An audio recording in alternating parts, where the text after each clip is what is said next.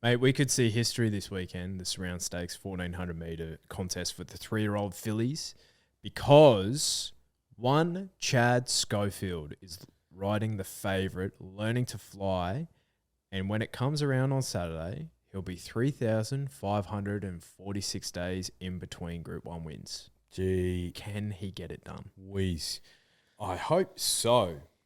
Gave her an absolute peach from the wide draw and did everything but win in the light fingers first up, Chad Schofield.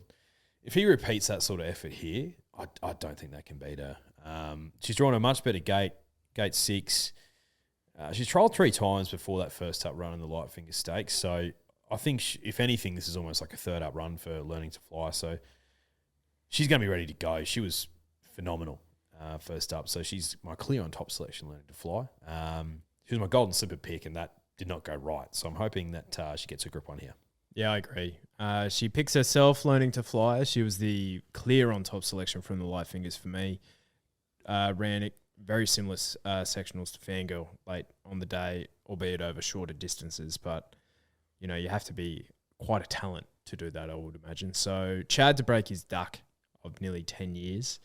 Makarena was really good against the boys first up. Back to girls grade here. She beat Celestial Legend by 1.5 lengths last start.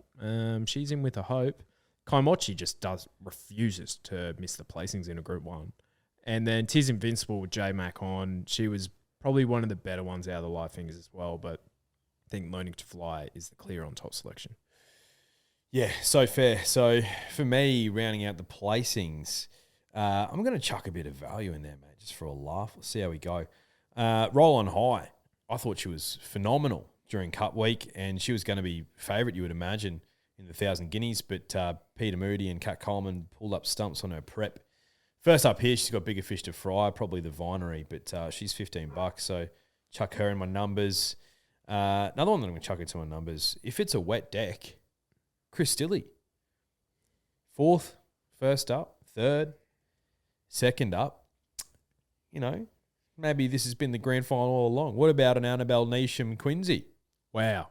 That'd pay a fair bit. So Kristilli's $18. And then Zardozi.